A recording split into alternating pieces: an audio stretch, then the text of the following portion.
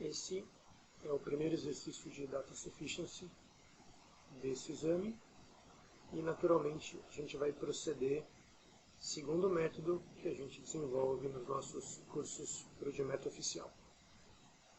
Então, nesse problema, o examinador nos pede o valor dessa expressão, dessa fração x mais y mais z, sobre xy mais yz mais xz.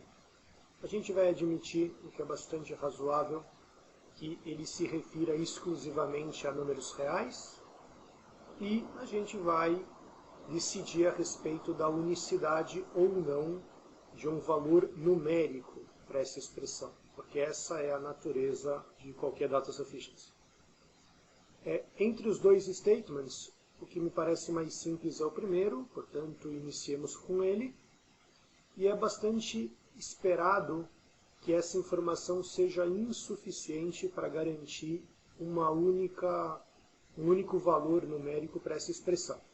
Portanto, como também a gente desenvolve no método, para fazer a blindagem, eu vou conseguir dois valores distintos.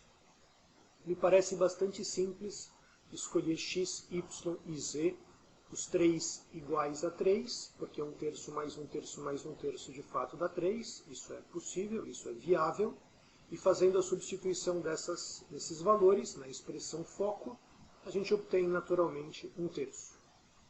Uma possível outra escolha seria 2, 2 e meio, porque meio mais meio é 1, mais 1 dividido por meio dá 2.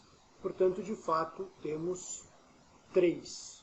Então, esse exemplo é viável, e nesse caso, fazendo a substituição nessa expressão, a menos que eu tenha feito alguma bobagem, o resultado certamente não vai dar 1/3. Com isso, a gente garante que o primeiro statement é insuficiente para responder a pergunta de forma única e podemos passar para o outro statement em separado. Esse segundo statement é mais delicado, porque inclusive é mais difícil, estabelecer uma bifurcação explícita. Obviamente, é bastante razoável imaginar que isso não seja suficiente para responder de forma única essa expressão, um valor numérico para essa expressão. Mas claro que uma coisa é intuição e outra coisa é o formalismo, e daria para você fazer isso de uma maneira absolutamente blindada durante a prova, explorando uma das técnicas que eu ensino dentro do curso, que é tomar um caso particular que, digamos, servirá para você avaliar o que está ocorrendo. Então, o caso particular seria quando x, y e z são iguais, portanto, vamos considerá-los como sendo uma constante k a determinar. Essa constante k fará com que a expressão procurada fique 3k, dividido por k ao quadrado mais k ao quadrado mais k ao quadrado, portanto 3k ao quadrado. E nesse caso, perceba que eu preciso impor que o k seja uma constante diferente de zero para que eu não tenha problemas no denominador.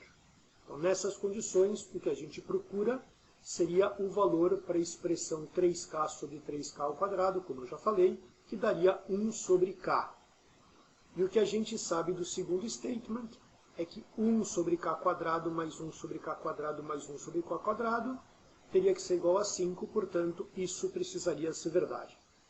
Então, perceba que isso é satisfeito exatamente quando k ao quadrado é 3/5. E para isso, basta você escolher k igual a raiz de 3/5 ou menos a raiz de 3/5.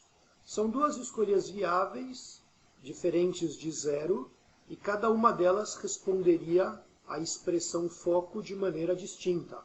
Portanto, está provado com todo rigor que o segundo statement bifurca, ou seja, ele é insuficiente, mesmo só considerando ternas que tenham essa propriedade. Não tem problema algum. Se eu bifurquei num caso particular, eu certamente bifurquei num caso geral.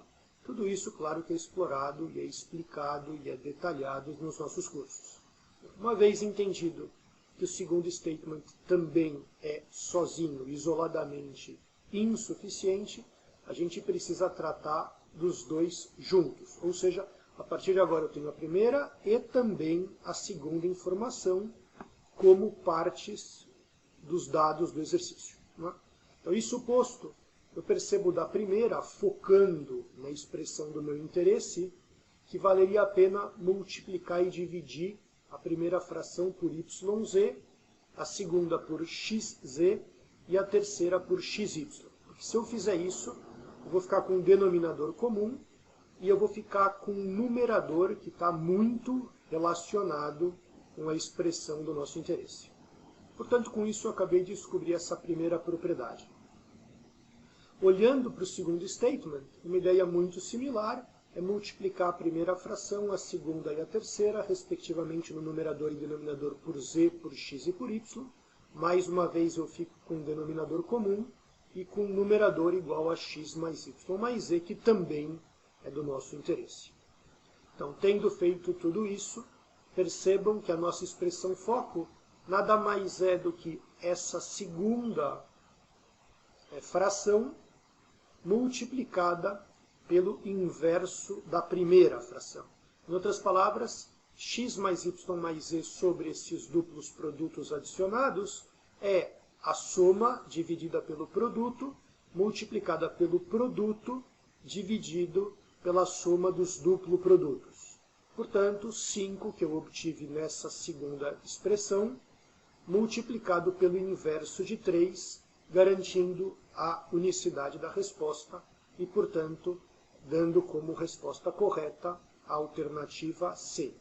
Cada um dos statements em separado é insuficiente para responder a pergunta de forma única, mas em conjunto eles garantem a unicidade. Alguns alunos normalmente perguntam como eles seriam capazes de descobrir, por exemplo, esses tipos de manipulações.